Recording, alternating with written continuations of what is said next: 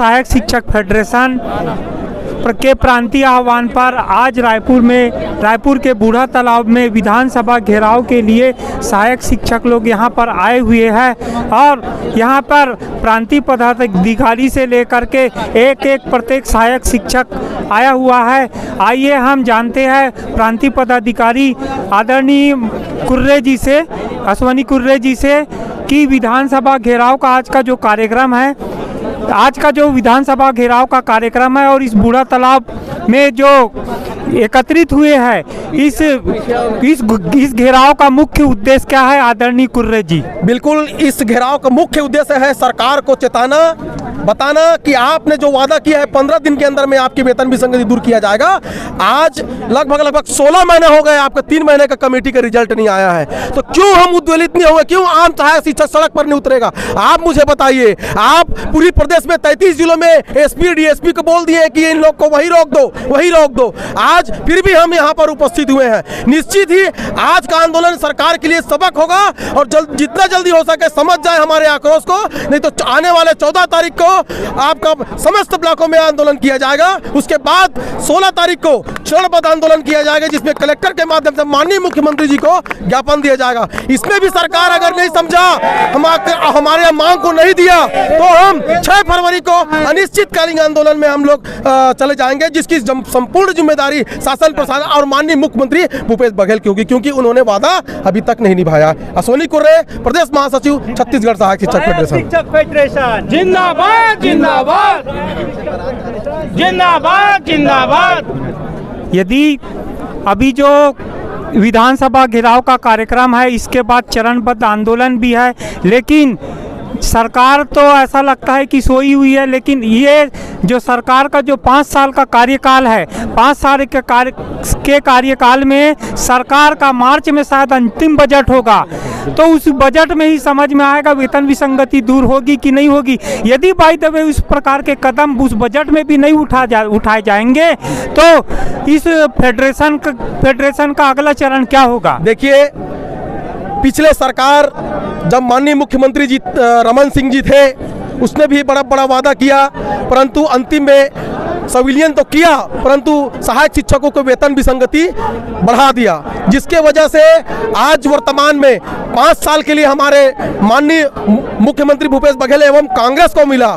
आज निश्चित है कोई भी सरकार रहे, अगर सहायक शिक्षक संवर्ग से अगर किसी प्रकार का उनके दुख दर्द को हल नहीं करता है, तो निश्चित ही परिणाम गलत हो जाता है। मगर हमें पता है कि माननीय मुख्यमंत्री खुद लड़ाकू रहे हैं, अपनी हक अधिकार के लिए खुद संघर्ष किए हैं, उसी के संघर्ष बदौलत आज माननीय मुख्यमंत्री भूपेश बघेल बने हैं, तो वो हमारे दर्द को समझते हैं। और निश्चित ही माननीय मुख्यमंत्री जी छत्तीसगढ़िया हैं और उनके सहायक शिक्षक भी छत्तीसगढ़िया हैं, उनके दर्द को समझते हैं। और मुझे पूर्ण भरोसा है कि आने वाले इस फरवरी के माह में हमारी वेतन विसंगति दूर होगा और सरकार फिर से ये कांग्रेस की सरकार, जो भी सरकार आएगा, हमारे सहायक शिक्षकों के हक दिलाएगा, वो निश्चित ही भविष्य में छत्तीसगढ़ में राज करेगा।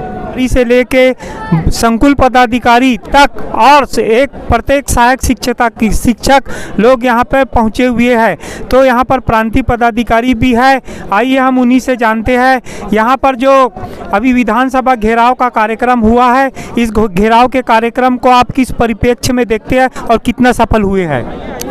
हम आज एक दिवसीय केवल प्रतीकात्मक आंदोलन था यह, और इस आंदोलन के माध्यम से हम सरकार को एक बार पुनः चेताना चाहते थे, एक चेतावनी देना चाहते थे।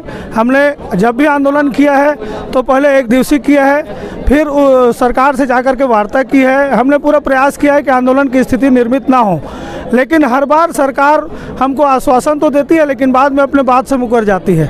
हमने आज पुनः प्रयास किया है कि एक प्रतीकात्मक उनको चेतावनी दे दें कि आप अगर समय रहते हमारी मांग पूरा कर देते हैं तो हम हड़ताल नहीं करेंगे, वरना पिछली बार की तरह 6 फरवरी से हमारा अनिश्चितकालीन आरंभ हो जाएगा। और इस बार यह आंदोलन मांग पूरा होने के बाद ही बंद होगा, उससे पहले बंद नहीं होगा। मैं कार्यकारी प्रांत अध्यक्ष कौशल अवस्थी, सहायक शिक्षक फेडरेशन। धन्यवाद सर।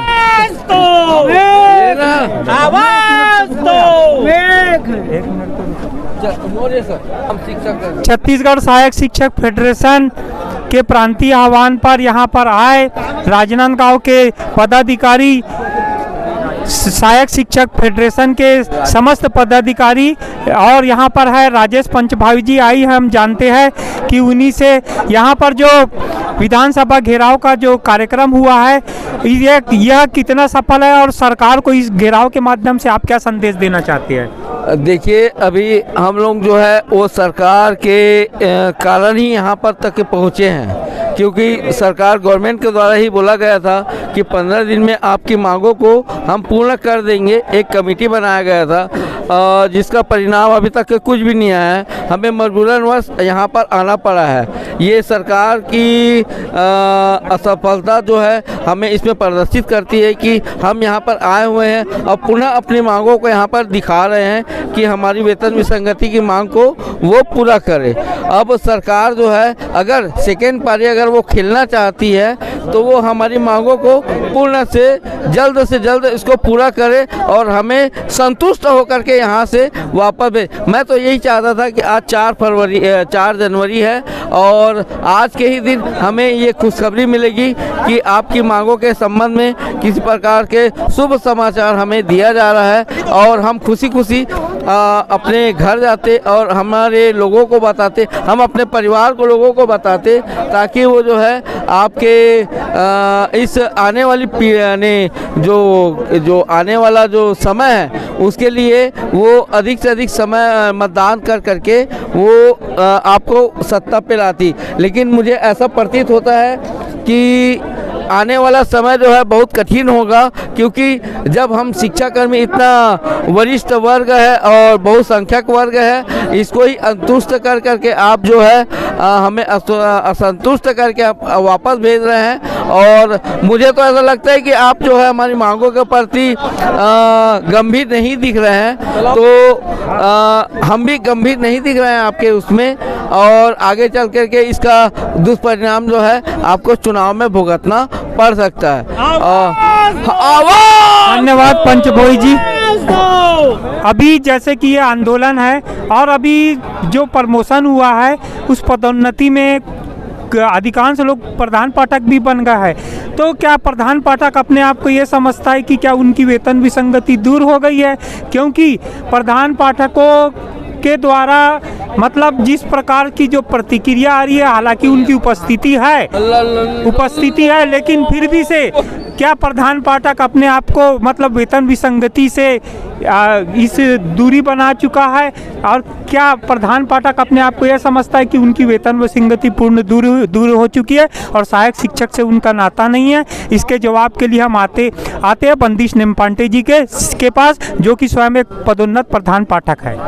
धन्यवाद आदरणीय अमिताभ दुफारे जी और यहाँ उपस्थित हमारे समस्त सहायक शिक्षक फेडरेशन के समस्त जाबाज साथियों को मेरा सादर और नमन है। और मैं आपको इस मंच के माध्यम से, इस रैली धरना प्रदर्शन के माध्यम से ये बता दूं कि 24 वर्षों से चाहे जो भी सरकार इस प्रदेश में रही है, उन्होंने केवल और केवल सहायक शिक्षक फेडरेशन का केवल दमन किया है, उनकी विसंगतियों को दूर नहीं किया है। परिणाम यही है कि आज मैं प्रधान पाठक होने के बावजूद, 24 वर्ष की सेवा देने के बावजूद विसंगति पूर्ण मैं वेतन पा रहा हूं। इस विसंगति पूर्ण वेतन को लेकर के ही मैं आज अपने इस धरना प्रदर्शन में उपस्थित हुआ हूं।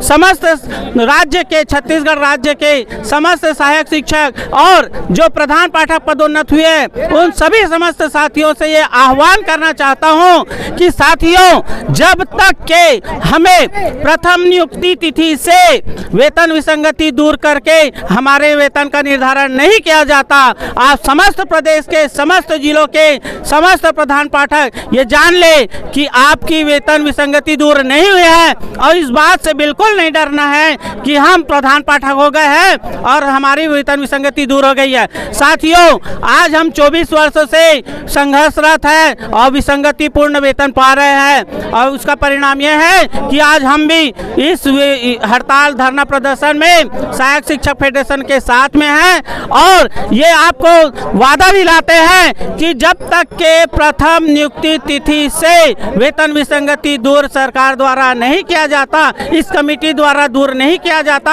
हम सभी एक होकर के इस मंच पर आकर के समग्र शिक्षक सहायक शिक्षक फेडरेशन एक होकर के इस लड़ाई को हमको लड़ना है। छत्तीसगढ़ के जितने भी सहायक शिक्षक फेडरेशन के साथी हैं एवं प्रधान पाठक पद पर पदोन्नत क्यों ना हो चुके, उन सभी साथियों से मेरा करबद्ध निवेदन है कि आप सभी निर्भीक होकर के, निश्चिंत होकर के, बिना किसी डर के इस आंदोलन में साथ दें और मनीष मिश्रा, आदरणीय मनीष मिश्रा जी को, सहायक शिक्षक फेडरेशन जी को हमें पूर्ण सहयोग करते हुए इस वेतन विसंगति को दूर करने के लिए आप सभी अपना सहयोग प्रदान करें। इन्हीं आशा और अपेक्षाओं के साथ मैं बंदिश नेम पांडे, जिला उपाध्यक्ष राजनांदगांव, आप सभी का हार्दिक स्वागत करता हूं। सहायक शिक्षक फेडरेशन जिंदाबाद।